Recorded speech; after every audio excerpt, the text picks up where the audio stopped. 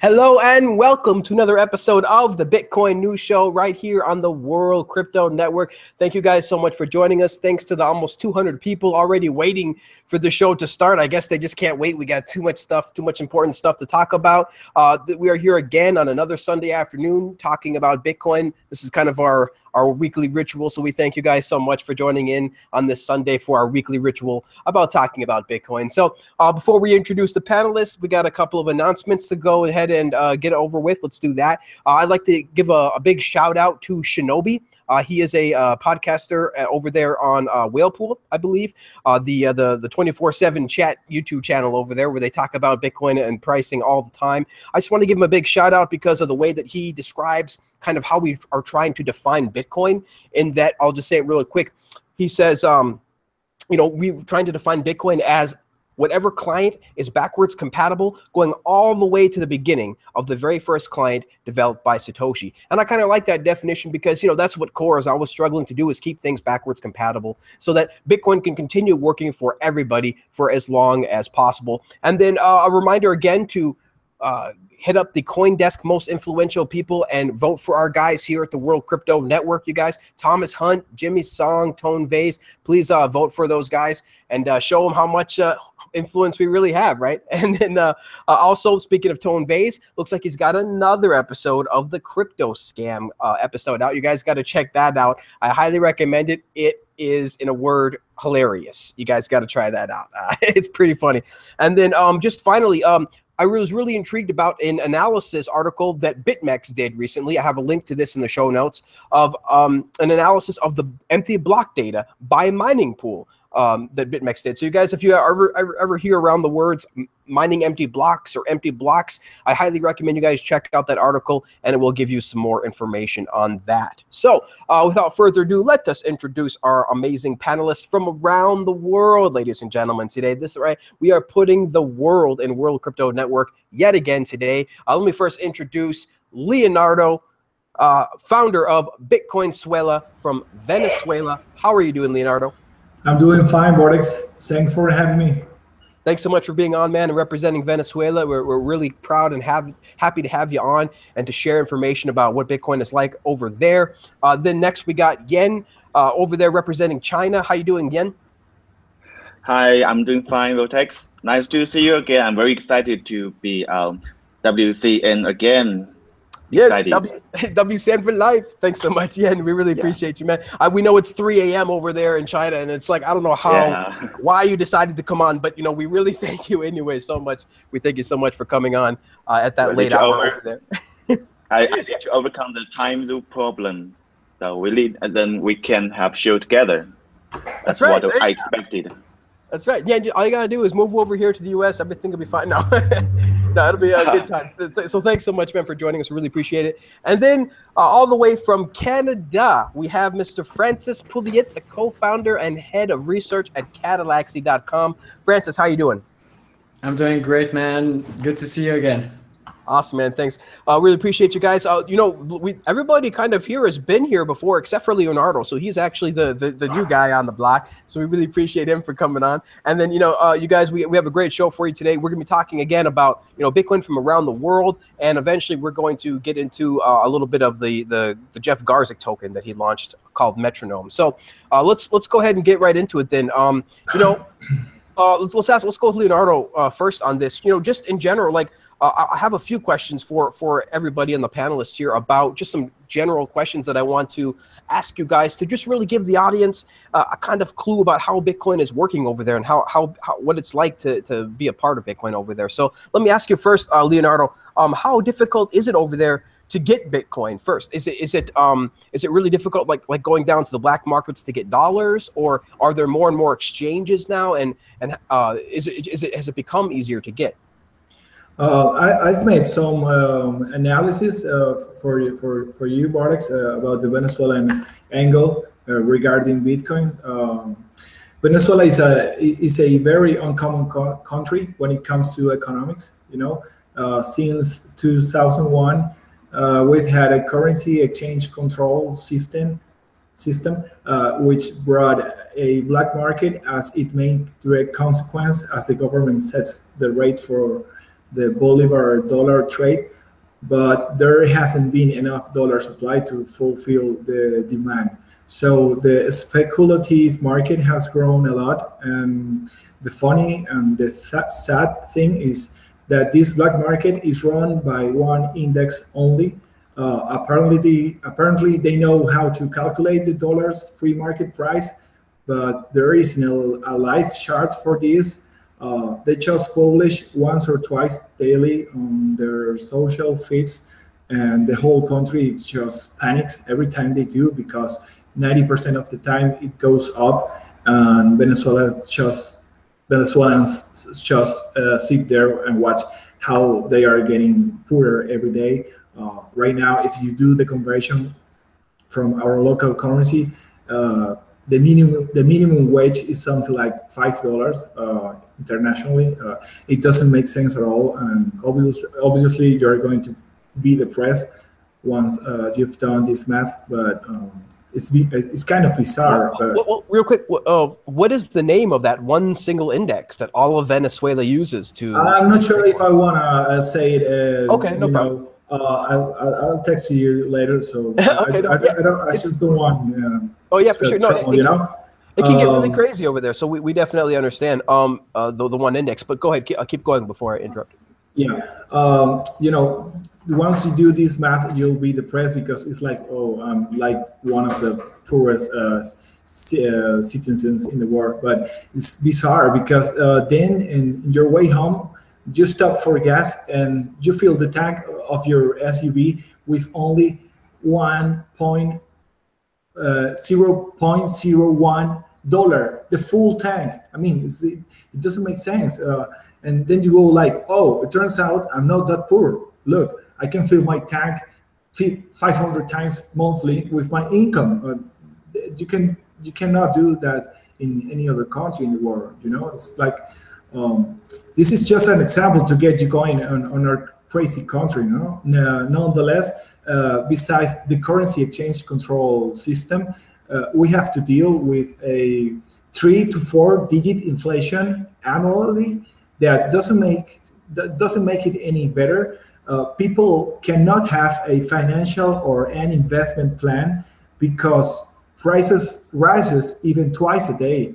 The economy just went senseless, and that is the main reason why I did Bitcoin Venezuela, because Venezuelans already got out of their status quo. We already lost our comfort zone, and that gives us a key component for the Bitcoin ecosystem. Bitcoin is money, and once you have a good or a strong form of money, it turns out that it's very difficult to convince someone to drop that currency and to adopt a new one. In this case, a very new one, the future one, the unbelievable one, the one with no central office nor headquarters, where no one can submit a claim, or most important, where no one have to beg for their money. One of our ear catch sentences in our webpage goes like this: Venezuelans are halfway when it comes to Bitcoin, for the reason I explained earlier. And you don't find these conditions everywhere, and I guess that's why Bitcoin only have 3 million of users right now. This summer, I actually went to Spain and Italy, and I saw a clear difference between them and us. The euro is a very solid currency, and most people just doesn't bother to risk their family's patrimony or heritage on Bitcoin, because they haven't been victims yet of the fiat money system. So they are harder to persuade. Okay, so that is why you see Venezuela playing such an important role in the Bitcoin ecosystem. Every day, more and more people begin to do something regarding Bitcoin, like buying an Antminer S9 or buying in local Bitcoins. And I want to do a comment here, Vortex, since I saw you guys publish a 10x local Bitcoin news the other day. According to the index of the black market that I already exposed to you, Bitcoin trade volume in bolivars maybe is not the best way to measure things, because it can go up like 20x due to the dollar rate I explained earlier, but it doesn't necessarily needs to go the same proportion in Bitcoin, So that's why I suggest you watch the Bitcoin volume trade and not the bolivars trade, right? And about the mining, I have to give you another bizarre fact from our nation. Well, hold on. Let me stop you there. We want to hear more information from you, Leonardo, but we also want to go around the panelists. So I'm going to go with you next, and we're going to come back to you as well, because I do have some questions about mining there as well. So we're definitely going to come back to Leonardo. So thank you so much so far for your information. Absolutely interesting stuff over there in Venezuela, and we hope to hear some more. Let's go with Yen on the same question. What I want to do is kind of ask everybody a question, almost the same question, just kind of go around and ask everybody one by one, and then and see if you guys have any questions from there. So Yen, let me just ask you the same question then, like how difficult has it been to get Bitcoin over there in China? I suppose not so difficult, right? Because they have some of the biggest exchanges over there, and has it become more difficult since the banning, since the documents recently released by PBOC forcing a couple of exchanges to temporarily shut down? Yes. After the Chinese government banned all the exchanges, and people are becoming a little more difficult to buy in Bitcoin, because normally Chinese people who want to invest or who want to buy Bitcoin in China, they will choose a big Chinese exchange where they can send their fiat money and exchange for Bitcoin. But now all exchanges are banned. Right now, for me, the most convenient way to buy Bitcoin is local Bitcoins, because now Chinese government haven't banned the OTC trade of Bitcoin, so I can buy or sell Bitcoin in China with the OTC platforms. Like the most famous is local Bitcoin. And since the ban of exchanges, more and more OTC platforms comes out in China. So it's not so difficult, but it definitely, the banning of exchange in China had reduced the passion of normal people participating in Bitcoin ecosystem in China. So that is a big influence on Bitcoin's future in China. A big influence on the people's passion to participate in Bitcoin environment. But for the people who knows Bitcoin a lot, so it's not so difficult. Sure. So it seems like the hardcore Bitcoiners are kind of remain unaffected, as they do usually around the world. But so have you seen people then fleeing then, like in the Bitcoin space? Have you seen a bunch of people actually leave? Have you seen miners stop and leave or anything like that? I haven't seen miners.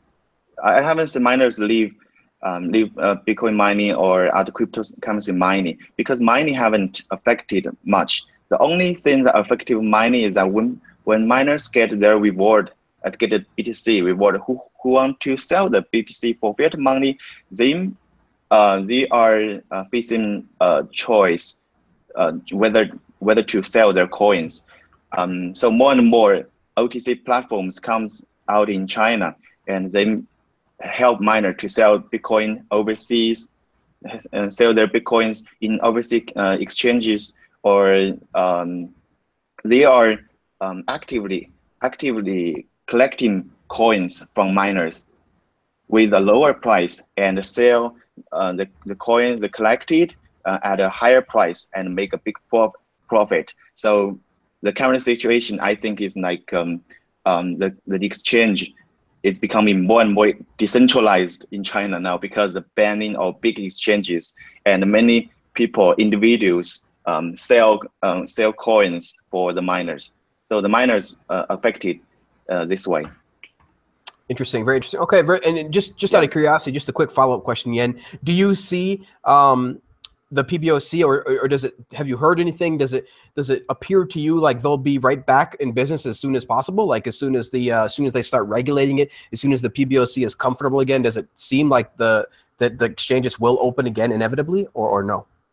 Yeah, I heard many rumors. Some rumors say that the PBOC will ban everything like OTC trade and mining, minings in China, especially right after they banned the exchanges.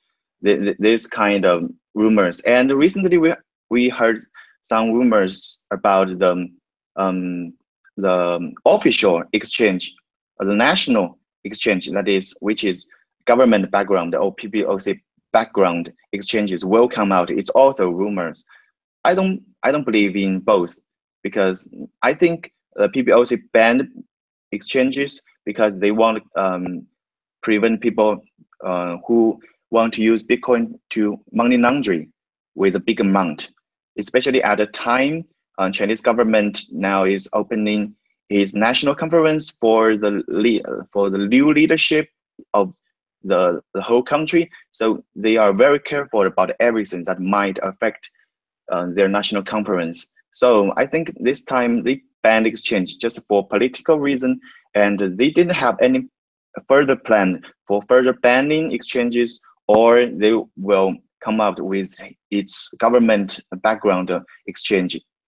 So I'm just wait and see what's going on in the future here. Yep. So lots of unknowns still, but hopefully, you know, they'll make the smart move and, you know, kind of go the route of China and South Korea and just take Bitcoin and run with it, right? So we'll have to see what happens.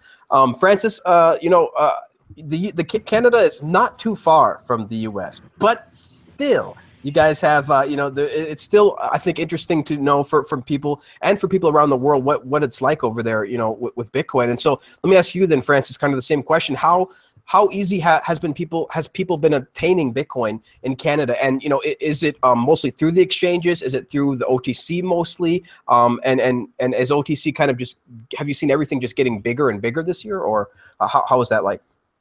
Yeah, well, you're right that we're not too far from the US, but we are very different in many ways. And it's not because we have special personalities, it's just because of very old geopolitical factors. So we're much more, I guess, comparable to Australia for the reason that we have a different currency. And our currency within the nation is very strong in the sense that we have strong banks, we have strong payment processing, we have a strong central bank. Our dollar is a very good, you know, relatively well managed currency, but the banks are not at all friendly to Bitcoin businesses. So when we see how things are evolving now in China after the exchanges have been banned, you can kind of think of in Canada, it's kind of the same result, but it's not because the exchanges have been banned, it's because the banking relationships have been extremely difficult. So what that does is that we have a really, really well established and really well diverse OTC market, because you can scale Bitcoin operations to a certain level until you kind of stop flying under the radar, or until you start to get into trouble. And if you get to the size of a company like Bitfinex or Kraken, you know, you can't just bank like the neighborhood store, right? So you need to go up a notch. So and the reason that's for is that it's really easy for us to buy and sell Bitcoin between the country, but it's really difficult to move money from the Canadian currency order books to the USD currency order books or the Euro USD order books. And this is a problem which I'm sure is the same in Venezuela, right? And countries where you're going to have a lot of brokers, they're going to have physical desks with cash. Some of them are going to have these like local Bitcoin operations that become like actual brands and businesses. And then the guy starts to have his own webpage where you can deal with him directly. This kind of ecosystem evolving. So that's kind of where it's at. Like if I look at, for example, the volume of the exchanges, it's like 500 Bitcoins like daily across Canada. It's nothing. It's nothing. Like I have frequently crashed. Like I just could not crash an exchange because like I operate bills, you know, it's a busy weekend. It's the end of the month. The price of Bitcoin goes up. People are going to pay off their bills. You know, boom, you know, millions of dollars come in. You can't sell that on the exchanges. So the OTC, we're almost, you know, we're thinking even about doing our own side chain, right, at this level. And I think it's something that you see like in the Netherlands also. Like in the Europe, with Euro, it's a bit different, but, you know, within those countries. So that's kind of what it is. People have no problem buying Bitcoins. There is a very, very large amount of competing services that do OTC, whether it's cash. In Montreal, there's like 50 Bitcoin ATMs, 4 different OTC counters, like actual human-to-human counters that do Bitcoin exchanging and that kind of stuff. And you know, the demand Canada's different from many countries. People use Bitcoin B2B. It's kind of well adopted. Like a lot of people do use Bitcoin to get paid. That's how it's going to differ. Money flows into Canada from Bitcoin. We see a lot of going, for example, from China to Vancouver using Bitcoin. So there's an inflow of Bitcoin to the country. And it's never been a regulatory problem. The regulators are very fine. It's just a banking thing. But so generally speaking, Canada, I see it kind of like as a haven. I'm talking about both Venezuela and China. Miners from those 2 countries have expressed their interest to move over here. So I mean, we're kind of I guess luckier on those sides. As a jurisdiction, things are very good for us here. We're very lucky. And you know, that's why we also try to help other countries. Some of the lobbyists understand the way that we approach it here and how we got to convince the regulators to be cool with us. So that's where we're at. I mean, so Canada's, that's awesome. I mean, that's awesome. That really seems like Bitcoin is beginning to be fleshed out in mass almost in Canada. So though it is, of course, still early days, like that sounds pretty awesome, very promising over there. So if you guys got a Bitcoin business, you know, and that you want to exclude the US, which of course every business does these days. Well, mostly ICOs, I guess, not so much Bitcoin businesses, but those tokens, boy, they like to avoid the US. So think about setting up, you know, a Bitcoin shop in Canada. It seems like a great place to go. So let's go back to Leonardo then over here. And, you know, you were talking about mining real quick. And but before you get into that, I want to do a comment before. Can I? Oh, please go. Sorry, go ahead, please. Yeah, my first impression about Canada dealing with Bitcoin. What I mean, I was like very jealous because I saw like the Congress sat down with Andreas, and they were like, "Okay, explain to us what is this about, and how are we supposed to deal with it?" And I think that's the way that governments need to deal with this kind of technology. I mean, like, okay, we are wide open. We are open-minded to this technology. So give me all the details, and then we'll study that. I mean, and then we'll make an argument. But I mean, I think it's like, so it's not responsible at all to take an action when you haven't even understand the ecosystem. I really absolutely agree. I really think that Canada sitting down with Andreas was an example for the world. I mean, you know, Australia too did it pretty well as well, and but I just feel like the people at the Canadian hearing just got it. Yeah, they really like got it. Whereas the people in Australia, they kept asking the same kind of questions, like, you know, what about drug dealers? What about drug dealers? And you know, Andreas kept trying to tell them, like, look, look, drug dealers wear shoes too. Yeah, and I'll tell you that the Senate, it's only like, we were actually there the day before, and we continued to talk to them afterwards. So, and they did an amazing report, which is called "Cryptocurrency, You Can't Flip This Coin." That's how it was called. They published it, and they were like, in it, they were specific. The number one like recommendation was like, do not stifle this innovation. Like, we think we're kind of pretty lucky. Like, some of the senators afterwards, one of them did buy Bitcoin afterwards, and one of them says, so two of them did buy Bitcoin, so that was good. That's awesome, man. That's the power of Andreas right there. But no, yeah, that's really just a sign of a forward-thinking, you know, type of person, a forward-thinking type of Congress. So that's really cool, and you must be really proud, and we're definitely very excited to see type of responses like that from the higher ups and Congress. You're very lucky, Francois. Yeah. So getting back to Leonardo here. You were going to mention something about mining, but before I ask you that, let me ask you, how widespread is Bitcoin in Venezuela these days? I mean, do you see it like everywhere now, or is it still kind of up and coming? Because we see the local Bitcoins chart just go straight up, right, in Venezuela to whatever it is now, like it's $7,000 or something. Is it widespread yet? How kind of growth have you seen this year in Venezuela? Yeah, the thing is that when you talk about Bitcoin, you need to talk about internet, internet connection. Venezuela has one of the slowest, or maybe the slowest connection in the world. So it's not that easy for people to do all the things related to Bitcoin because, like I said, you need internet. So, but for the reason I explained earlier, that the Venezuelans are halfway on Bitcoin, you do witness a lot of people, even people from 40 years and above, talking about Bitcoin. I this year I also got my grandfather. He's 83 years old, and he was like, I'm gonna get one of those machines, S9. He hasn't bought it yet, but this is to get you an example of the kind of widespread that you are asking. It is really wide, but mostly in the most urban cities. Venezuela has a lot of small towns, a lot of how do you say that?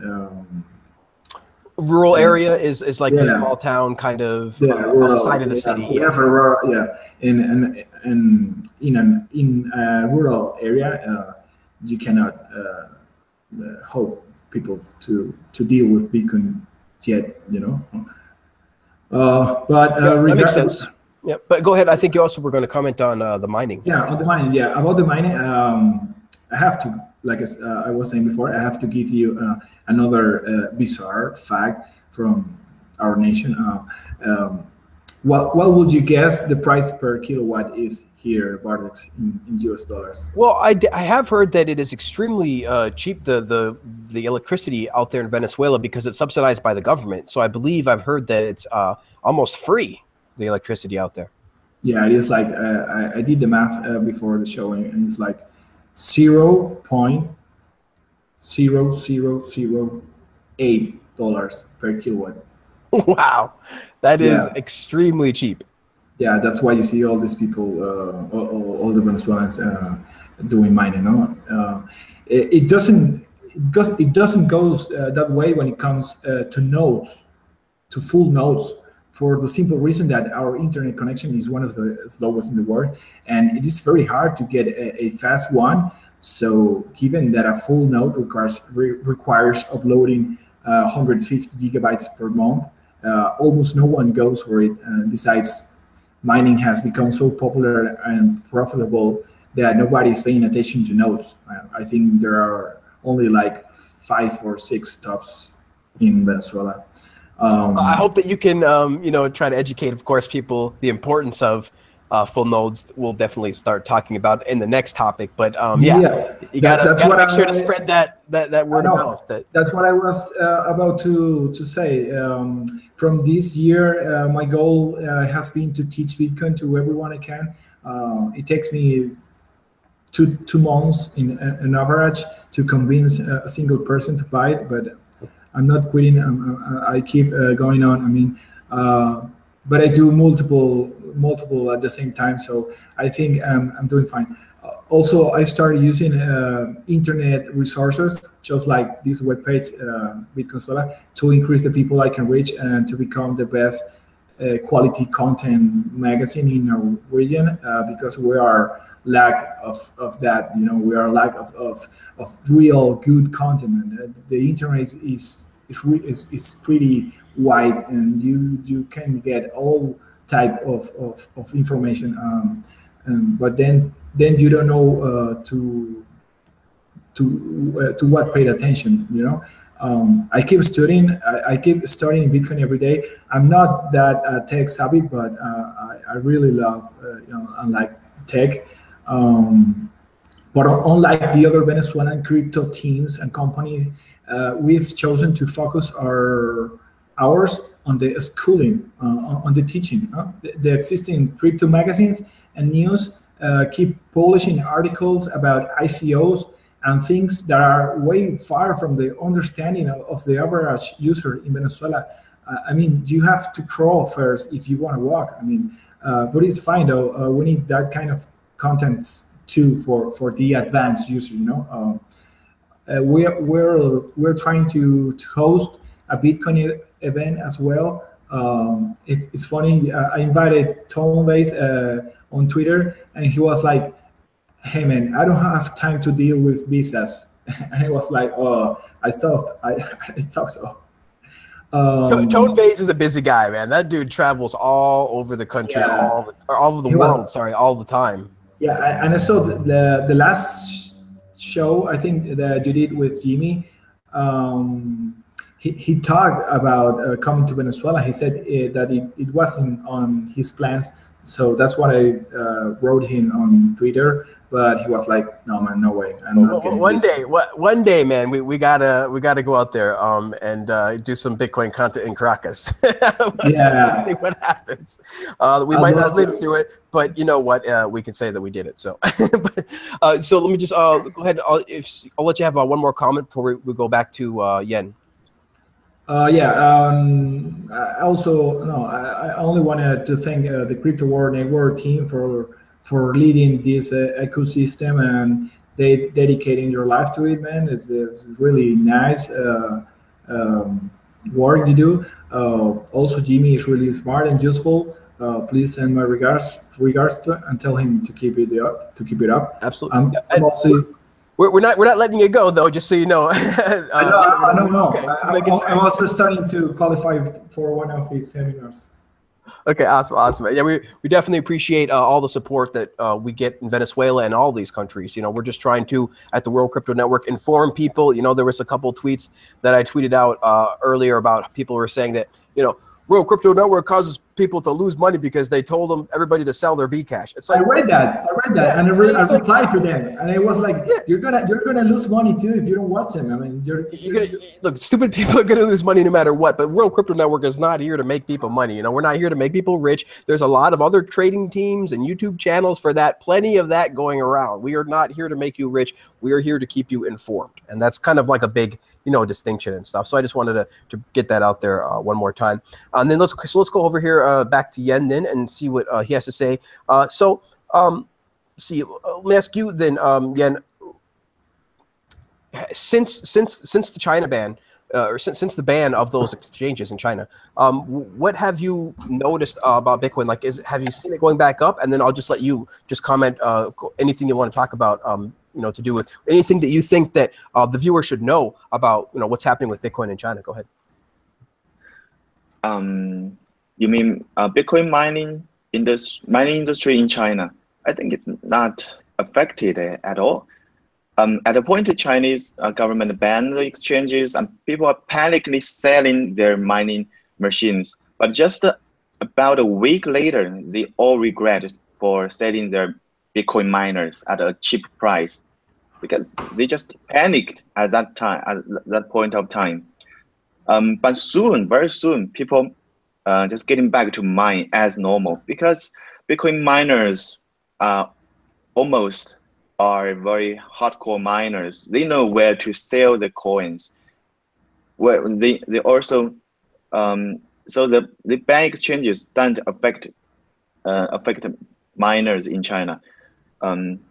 What miners fear about at that point is that some rumors says the Chinese government might ban the like synchronization of Bitcoin nodes, like the mining pools of Bitcoin might be heavily deeply affected by that, because the network that means the network of Bitcoin nodes are cut off by the government. That must be a disaster of both Chinese miners or Chinese Bitcoin holders and the whole Bitcoin network will be deeply effective, but luckily that doesn't happen.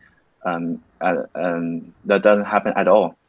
And so that hasn't happened yet. That hasn't happened yet at all, as far as banning, Bitcoin nodes or anything like that. Okay. Yeah. Just making sure.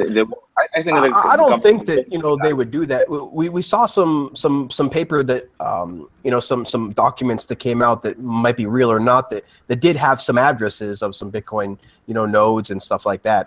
But you're saying so far that hasn't happened yet. I think they did a very deeply analyze of how they can ban the Bitcoin network itself. So I think they did the analysis, but they might consider the images, the Chinese government's images in front of the world. Why a government will ban the technology, ban the blockchain technology?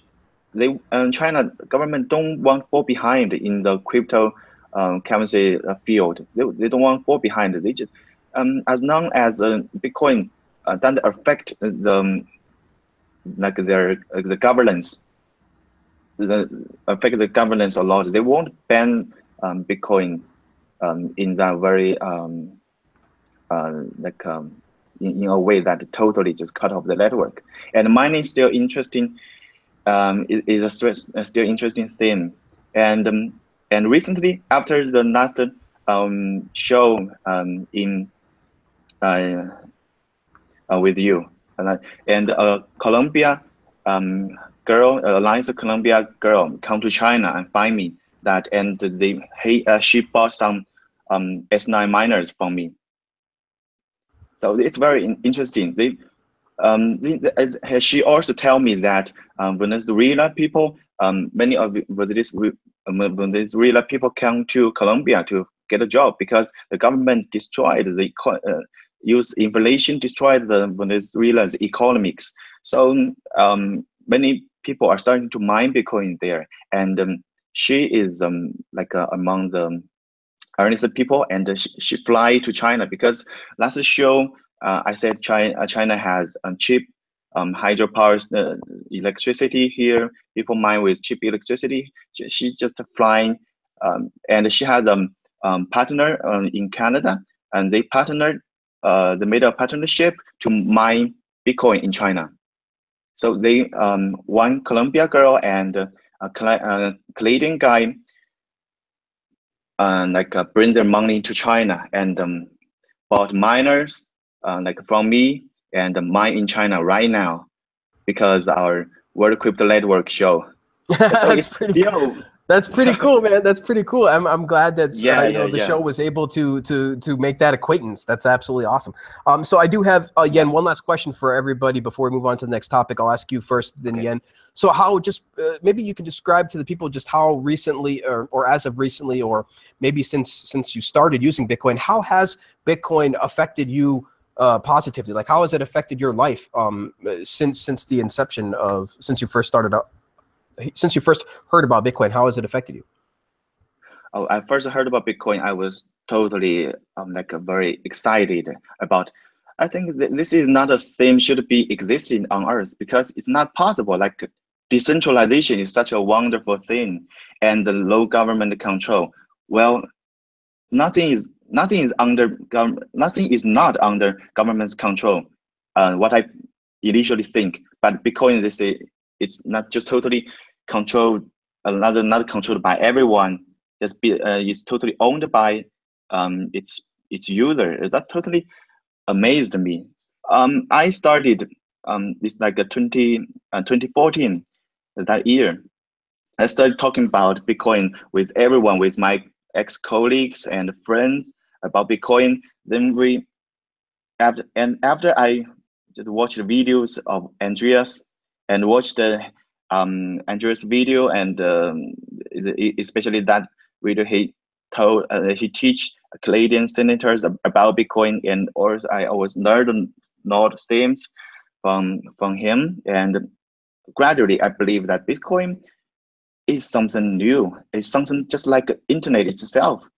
So even though it's at an early stage. And so I started to mine Bitcoin. And I'm not a very big miner in China, and the big miners holds like 10,000 and more Bitcoin miners, like one group, a small group of guys, very centralized.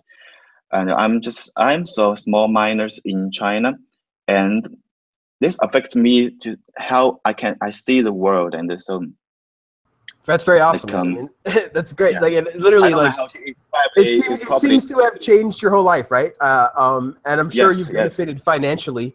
I would have to Yes, guess yeah. as the rise of Bitcoin is going, and as we speak, Bitcoin Yeah. it's going Just like hold over. Bitcoin, hold on. As we speak, Yeah. Bitcoin's like going over almost 6,100 on Bitstamp again. So some pretty exciting stuff. It's actually popping as we speak.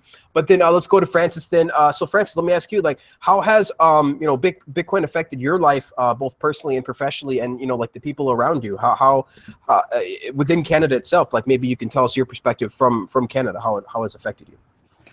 Yeah, well, I've been in Bitcoin like full time since about 4 years. So at this point, Bitcoin is basically my life.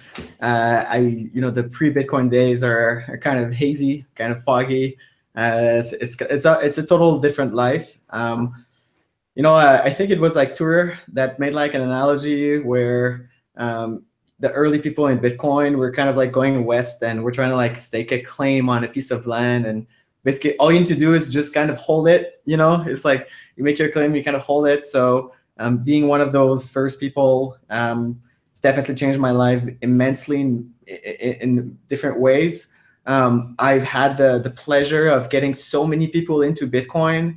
I feel I have like an enormous amount of like people who are super grateful to me, and I don't remember them or something, but I know there are. Just to give you an idea, like this guy that I used to buy like e-cig juice from, like total no 2x supporter, like total like Bitcoin hodler. I didn't know. I mean, I told him about Bitcoin, and he just recently contacted me on Twitter. It's like, I started to follow you on Twitter, and now like fuck 2x. He's super convinced, so it's really great. And obviously, kind of being one of the Bitcoin validates those who can stay through time, and it's really, really, really hard to not like see yourself turn into a villain, as we've seen. So if you just kind of the longer in Bitcoin, the more credible you are. So it's changed my life in this way as well, like having become like an influential person in an industry,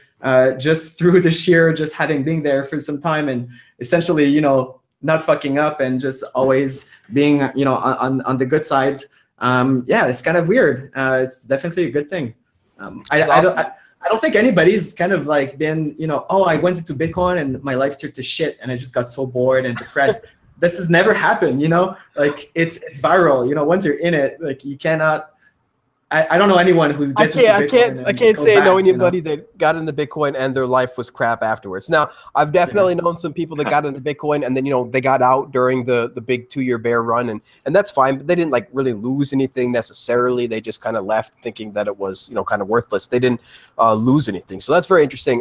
That's awesome, Francis. And we continue to thank you for your presence in the community and your knowledge and your integrity, because it is people like yourself and myself now even that's been in the community long enough to where, like, look, we try to tell you guys the truth. We try to tell you guys what we believe, and you can believe it or not, but assure you that we'll be here tomorrow continuing to tell you what we believe. So very cool stuff, Francis. And let's go ahead and move to Leonardo then. And let me ask you, Leonardo, the same question. Like, how has from your perspective in Venezuela, how has Bitcoin benefited from you and you personally and professionally and anybody around you? Yeah, I think I'm a lot of. I think I'm an annoying person when it comes to Bitcoin. It's all I talk about. It's all I care about right now, and mostly because I and my the people from my country, we have been witness of how an unresponsible or trying to take advantage of power from the point of view of the government or any government, can destroy an entire currency. I mean, our fiat money right now is worth nothing. So it's like, I think it's not a coincidence that I'm starting to love Bitcoin right now, after we've been punched by these effects from the traditional fiat money systems that are still running the world economy, But you need to be beaten by the snake first, It's like that's why I guess we see people like Andreas from Greek went for the same exactly that we are going right now with a government from other color, blue, red, green. No, it doesn't matter. And that's why you see maybe what I explained earlier with the euro, that is a strong currency. They are harder to jump to Bitcoin, But my life has improved so much since I've been working on Bitcoin. I keep studying, like I said. I have a lot of homework to do regarding all these block headers, the hashes, the transactions, the TX, the UTXO, all that kind of information and technology that is so wonderful. And it's like I always use this example when I try to convince people to use Bitcoin. It's like when the electric power wasn't invented yet. It's like this guy came to your house and he was like, you can put this system right here where you can push a button and this bulb light will turn on. And you go like, oh, but that's way too expensive for me right now. But you turn back and you are like lighting up your home with these fire candles. And then you see your neighbors one by one starting adapting this new technology. And it's like you cannot question, you cannot argue that electric power is something like now it is just there. It's just like Bitcoin. It's a great analogy. I mean, I like that analogy as well. I mean, it really is like lighting up the light bulb. And it's for the first time, in history, freeing money. And so that is an absolutely amazing concept, to have no third party, to have no trust needed. That's just huge. That to me is like the light bulb. It really is like, and not just metaphorically, not just, physically too, but metaphorically as well. Like it really gives people the idea of that this is actually possible. And so with that idea embedded now, we can start to build a future based on that idea. Another thing that makes it so exciting is that you don't have a point of comparison in the history. I mean, there hasn't never been something like this. It's like you can compare the dollar to whatever other banknote was issued before that, but you can compare the gold supply. I don't know. But you cannot compare Bitcoin to anything like in the world. It's like this. The closest thing that we every day that goes on, we are making history. Absolutely, and like I say all the time, like everything we do in Bitcoin is unprecedented, pretty much. But I think the only thing that we really have an idea to compare Bitcoin to is the internet. That's really the closest thing that we can kind of compare Bitcoin to is the internet itself. Even though, of course, it runs over the top of the internet. That's the closest thing we can really get to explaining things like network effects and growth and things like that. So awesome, guys. Listen, I really appreciate this topic. I really appreciate your guys' perspectives from your respective countries about how Bitcoin is affecting you guys and what it's like over there. I think we're just gonna have one more topic here because I did want to spend the majority of the time on that. And so let's go ahead and actually Francis was the first person I was going to call on this, but oh well, we'll go with Yen and then Leonardo. So guys, this week, Mr. Jeff Garzik actually launched his own token, right, called Metronome, that he is seeing as a superior token and blockchain to Bitcoin. So I really want to get maybe some information from the panelists, and maybe you guys haven't even heard about this new token yet in your countries. But I want to ask. We'll go with Yen first. Yen, have you heard of Jeff Garzik's token and Metronome? And is anybody really talking about too many other? I guess everybody's talking about ICOs as well in addition to Bitcoin. But is anybody talking about the 2x stuff over there in China? And is anybody talking about Jeff's new token? Yeah, I think people in China talking more about 2x than his new token in China. 2x because it's for in a while 2x this topic, and since the big companies like big mining companies like Bitmex and his pools signed new agreement, so people since them started to talk about 2x.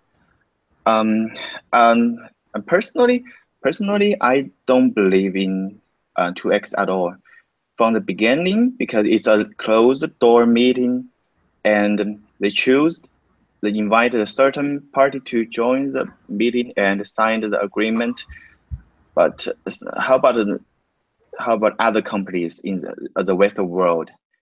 They do exist, and they don't sign any agreement. So you cannot force people to accept an agreement that you signed in a closed door meeting, and force people to accept this agreement. So from the beginning, I don't believe in 2x. But the most important thing that worries me of 2x is that literally they claim more than 90% of the hash rate that's supposed to 2x.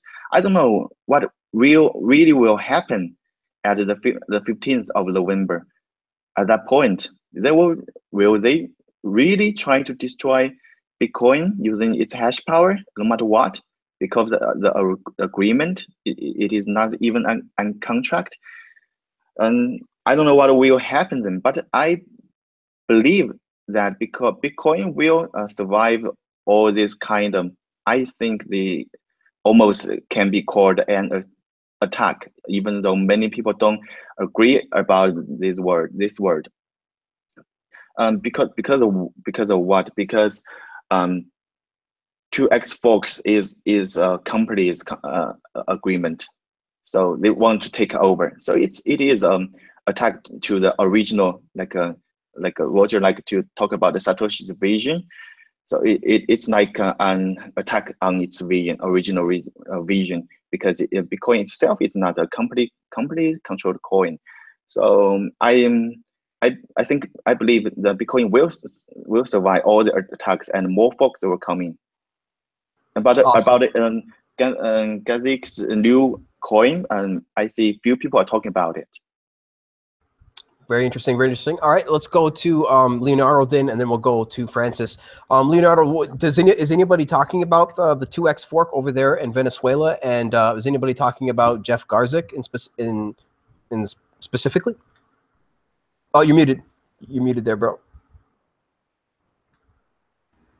There you Sorry, I think not. I think, like I said, we are on the early stage regarding tech as info tech or tech users. We are not Venezuelans. There are not like these advanced users. First of all, our native language is Spanish, and the main Bitcoin ecosystems goes on English. So you need to be an English speaker first in order to get the real news and the real info about Bitcoin. But no, there's not much talking about the 2x. But I think I can make an argument about this. The world economy has been run by the dollar since like 100 years ago, and we've never needed any dollar 2x or any dollar cash or something like that. I think these guys are just issuing the Bitcoin 2x on all the other Bitcoins just because they can, you know.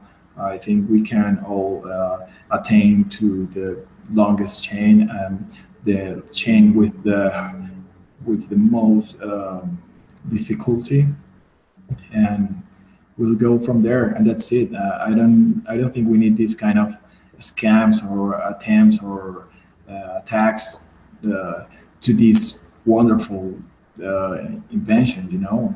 So do you see then anybody in Venezuela mining the 2x chain then? Do you think that they'll be mining the 2x chain, or do you think they'll just still be mining the legacy Bitcoin? No, they won't, because they don't even. I don't want to say they don't know what it is, but they would just want risk to it. They won't risk. I mean, makes sense. Yeah, that makes sense. Yeah, you know what I mean, no? Yep. And I forgot to ask Yen that actually. Again, real quick, do you know of anybody that's going to be mining the 2x chain over there? Yen, question was for you. Sorry. Do you know anybody that's going to be mining the 2x chain over there in China? I think the mining pool made all the decisions for its miners. Right now, every time I look at the rank of the hash rate of Bitcoin mining pools, and the number 1, 2, 3, 4, the 4 biggest mining pools are all aligned with Bitmain's. Their decision. I think it's very it's very shocked me every time, because like they control so like most hashing power of Bitcoin in the world. Really do something. So if they decide to mine the Bitcoin 2x chains, if they decide to mine this 2x chain in order to destroy the Bitcoin and pump BCC, I think there might be possibility this way. So I'm actually worried about they made the decision, because they from this period of time, we see that they often made decisions that is bad for Bitcoin. They often made decisions. They fork Bitcoin out of fork BTC out of Bitcoin, and they posting carefully lies about Bitcoin core group and about BCCs. I think they might do something bad to Bitcoin, like mine like a secret 2x chain in order to destroy Bitcoin. I think there is a possibility. I'm worried about it. I hope this won't happen. Very interesting. Yeah. So yeah, I mean, we'll have to watch them play out and see how it goes for sure. Let's go with Francis next. Now, Francis, I know you might have a thing or two to say on this subject, but look, let me just, before you start, Francis, let me just remind the people that, you know, Francis and I and many others, we told you guys to stay away from XT. We told you to stay away from Classic. We told you to stay away from BU. And then we told you to stay away from BU again. We told you that the user-activated soft fork was legit. We told you that you guys need to run nodes to help this go. We told you that SegWit was going to get activated this year. And I think we're now telling you that 2x will fail. So, you know, after all of this, Francis, you know, after all of the stuff that you've held, there he goes. After he's got the UASF hat on now. After all, you know, that we've been through, Francis, and, you know, these past couple years in Bitcoin, and after all the advice we try to tell people, I mean, what more can we say? Let me just ask you, Francis, like, what is your current thoughts then on Jeff Garzik launching this new metronome token and how it's going to affect Bitcoin? Yeah, well, I was just reading the metronome. There's no white paper. It's called the user manual. So I was reading the metronome user manual, and I'm like so underwhelmed. I'm like, it's just another shitcoin. It really is. Like, you look at it and it's like, I don't understand it. It's so distilled down. You know, it's kind of like a TLDR, like explain like I'm 5, but there's some infinite supply and it's Ethereum based. It looks like it's Ether. And you look at the whole paper site, everything is just on the ICO. It's like, this is how the ICO is going to work, and this is the way that the coins are issued, and this is how much I'm keeping, and this is how you can claim them. And it just doesn't really say much. It sounds like a pure pump and dump, a pure scam. And if it wasn't by like Garzik, and if it didn't have the advisors there, I would have done exactly as I do every single time I see one of these things. Just skim through for like 11 seconds, unless I see some like mining section in it, you know, and then discarded it. So it's total bullshit. They specifically say in it, like they are using the fork of Bitcoin, the forks of Bitcoin. And there's even a passage in it where they say like people can fork off to increase the supply. And so they're kind of talking about, there's like on-chain governance. It's really confusing. And it just looks really well timed with the Bitcoin forks. Anyway, it's total crap. I cannot believe he's not working on 2x full time. Like, what the hell is this guy doing? Like, it's $100 billion. Are you joking me? Are there like 100 people working for you? Like Block, like isn't like, you know, don't you have like all your entire team and everyone's teams on this thing? No, you're launching an ICO at the same time. And it's like, there's like the people pushing 2x are advisors. It's all convoluted. So yeah, that's, you know, total nonsense. It pisses me off. It's total lack of respect. It's negligent. The hubris, and then he writes on the mailing list just later, like days before, you know, 2x is going on full steam. Yeah, so you know, right, in Canada, no one's like advocating for 2x, right? Okay, so like Samson's from Canada, Rodolfo's from Canada, I'm from Canada, like, and you cannot imagine the amount of other people that are like in the core Slack that are Canadian. So I keep telling people, like, you don't understand the way that I explained to you earlier, the liquidity, the way it works. Like, we're all on the same chain, right? We cannot work in Canada on the same chain because you can't have the luxury of being like on the bottom 5% or 10% of Canada on the wrong chain, on the 2x chain. Because as I explained, like, you won't be able to get liquidity anywhere. You'll just be out of business. You will be completely disconnected. So it's like, if 2x forks, then you have Canada, which is offline. You have Israel, which is like super anti-2x, which is offline. And we have enough mining. Like, we have enough mining, genuinely. Like, you know, there's about, I would say, like 200 megawatts of mining just in Quebec. It's a massive, massive, massive amount of mining that we have. Anyway, so 2x, yeah, I just can't wait for it to be over. We should really not underestimate 2x. It is going to happen. They are going to fork. They may get a massive chunk of hash power. I don't know why, you know, Gian, Roger, Craig Wright, these guys wouldn't talk to the miners and try to play, you know, BCH, B2X against Bitcoin and try to screw us over. There's no time for replay protection tools. I mean, people have been trying super hard to do them. There aren't any. I'm a consultant and being asked, like, people want to pay me to split their coins.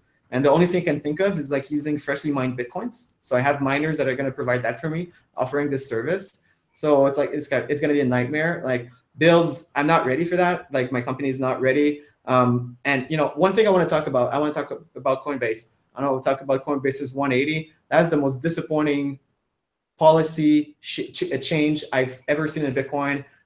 Their original stance was crystal clear. It's like Bitcoin is Bitcoin. You know, Bitcoin's going to remain Bitcoin. B2X is going to be Segway 2X. That's as close as, you know, we will take GitHub/Bitcoin as a definition of Bitcoin. That was super clear. Then 180, you know, like 16 hours later, and this fanaticism for the longest amount of proof of work as being a tell-all solution to decide every kind of problem. I don't know how it got institutionalized in everyone's mind, but it's there to stay, and it really annoys me. As Charlie Lee said, like, this is a mechanism for agreeing on the double spend database, on like the final state of Bitcoin transactions, on like if there's two competing blocks on, you know, at the same time, like how do you agree on the longest one? That's proof of work. You know, this is what it's for. Nothing in the white paper says that you use that for voting. And, you know, Coinbase is pushing this narrative, and then this is how these things come into sneaking on us and lasting forever. You know, the narrative of the longest chain is being pushed, and if it gets institutionalized in 2x, I mean, we're going to be the dissident radicals, and everybody's going to institutionalize itself around this minor voting process. So this is what we're fighting against, right? So fighting against this really terrible precedent, and look, okay, I've been doing some research on mining. I've been doing a lot of, I got a lot of clients which are miners, So much so that I can safely say that like I'm basically working in the industry basically full time apart from bills. And you look at the way that the difficulty's been increasing, like it's increased at 5.25% on average per period for the last 18 months. The price of Bitcoin has increased 5.75% per 2-week period on average for 18 months. Okay, so regardless, and now we know, regardless of what the price of Bitcoin is doing, like miners are being produced and introduced into the market, no matter what happens, right? So there's just the supply chain is running. So the miners cannot afford just to have the price of Bitcoin crash. They can't. I don't know what they're playing. I really don't get it. So what I think is going to happen, and this is I know you're going to cut me off because I've been rambling for like 10 minutes, but I think what's going to happen, and the thing that I want to happen is that for sure people are going to fork. Okay, we know that BitPay is going to fork. We know that BitGo is going to fork. We know that some businesses are going to fork. Ideally, some of the mining shifts, and then really quickly it becomes unprofitable, and then it immediately switches back like after 2 or 3 days. Bitcoin Core is unaffected. Bitcoin Core chain for like 1 or 2 days is slow, and things come back. I really want this to be the end of the fork wars. Like I've been in the fork wars for like 2 years now. It's really devastating Bitcoin's like growth.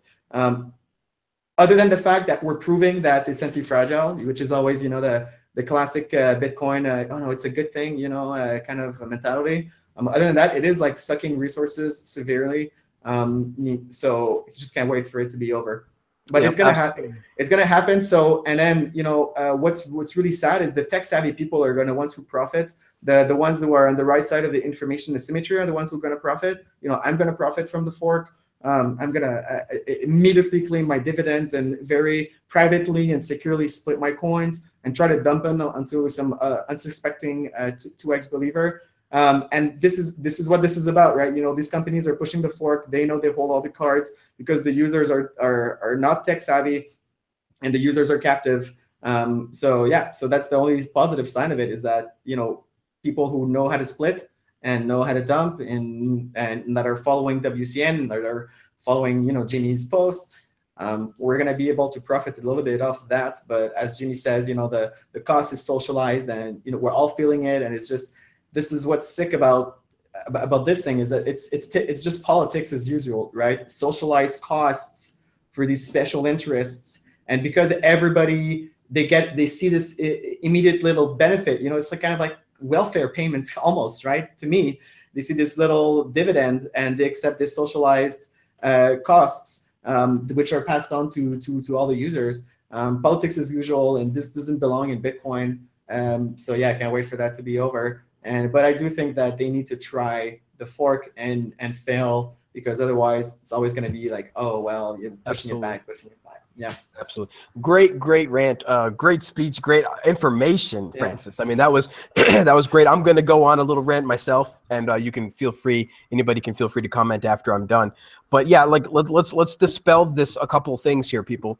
The longest chain fallacy is completely false. Okay, the longest chain narrative that these people are pushing is an appeal to authority. It really is an appeal to these what people believe the power that miners actually have, when they really don't. Okay, the longest chain makes absolutely no sense, because we're talking about chains with different rules. If you want to go by that logic, then maybe Dogecoin is Bitcoin because it has the freaking longest chain. The longest chain, when the rules are separate, when the rules are different, when the chains are different, the longest chain doesn't mean anything. It means freaking nothing.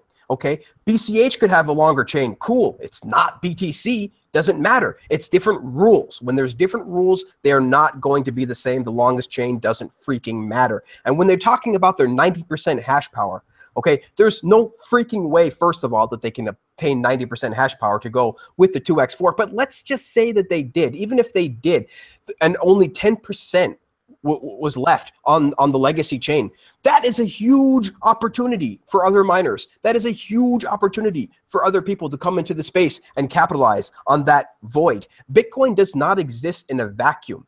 If that ever got to be lower hashing power, you can bet that there will be millions spent that day spinning up new miners, new nodes, new companies, taking advantage of new opportunities that are going to come. So there's just no way that the 90% hash power makes any sense at all. And let's be clear, people. Let's be clear, okay? The miners have one job, one single freaking job, and that is to mine the blocks that the nodes say are valid. And that is it. They do not write the code. They do not validate the blocks. They mine the blocks that the nodes say are valid. It's that simple. The developers write the code. The community then accepts or denies that code by voting with their miner or voting with their nodes, by updating their software. And then if there's a problem, well, then the dev team has to go back and fix it. Otherwise, if the community agrees, like they do with Core right now, over 95% of the nodes running Core, then the blocks are determined to be valid for the miners to mine. Okay, then the miners can mine that. They have no political power. They have no power over Bitcoin. They are one player in the Nakamoto consensus that we have today between the miners, the users, the exchanges, and on and on. This is their one part. They do not control Bitcoin. So to just appeal to them, to just say, look, okay, we want to save face. We'll let you save face. We'll risk all of Bitcoin just so you can save face. We'll risk the integrity and the $100 billion network on one guy named Jeff Garzik. No problem to save face, okay? You have to understand how ridiculous that is. That's absolutely insane. To me, the metronome release from Jeff is an admission of defeat, is the final nail in the coffin. Think about this. For the 2x team, they have one developer, untested code, no replay protection. Their GitHub is a ghost town. They have no community support, no community consensus, and the entire, and I mean the entire core team, wants nothing to do with this thing. So to me, this is an absolute admission of defeat from the 2x team. Now, yes, Coinbase, you know, when you combine that with Coinbase's original release, it was really like kind of game over. Like for me, it really became kind of game over. But then, of course, they went and had to do their little spin and 180 release, saying that they're going with the longest chain. But it doesn't matter because they're not. They're not going with the longest chain. Nobody is going to go with the longest chain. They're going to go with the chain that has value. They're going to go with the chain that the community supports and therefore gives value. You know, if there's any reduction in mining power, it will be temporary. And as I speak, Bitcoin right now is going to new all-time highs. It is over 6180 on Bitstamp. This is not because of 2x. This is not because Garzik is our savior now to fix Bitcoin. This is because the community is understanding that Garzik doesn't matter, that miners don't matter. I don't care how much money that a miner company invested in the hash power. They are irrelevant because they play by the rules that the community and the users decide on. If the miners don't want to play by our rules, cool. Go ahead, fork off, go on a different chain. But if you're going to play by the freaking rules that the Bitcoin community and Bitcoin GitHub says is Bitcoin, then you better damn well play by the rules. Otherwise, you can leave because somebody will take your place. Somebody will recognize that opportunity. Somebody will capitalize on your ignorance and come back to the Bitcoin network because that is where the value lies.